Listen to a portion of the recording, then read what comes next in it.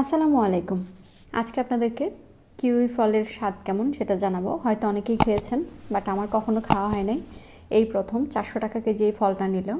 ওইখানে আমি এক পিস ফলের ওজন আসছে প্রায় 125 গ্রাম। আমার কাছ থেকে এটার দাম নিল উনি 50 টাকা। খোসাটা ছাড়িয়ে নিচ্ছি প্রথমে। এর চেয়ে বড় সাইজ ওইখানে ছিল না, এটাই সর্বোচ্চ সাইজ। খোসাটা ছাড়িয়ে এটাকে স্লাইস করে কেটে আপনাদেরকে দেখাচ্ছি এটা কেমন। যদিও ওটার আমি গল্প শুনেছি যে এই ফলটা খেতে নাকি অনেক টক, বাট দোকানদার বলল যে খেতে এটা অনেক মিষ্টি। দেখা যাক কী অবস্থা। এবার এটাকে পাতলা পাতলা করে স্লাইস করে কেটে নিব। ভেতরটাও একদম ওপরের মতোই সবুজ, সবুজের ভেতরে কালো কালো দানা, দেখতে ভালোই লাগতেছে, খেতে যেমনই হোক।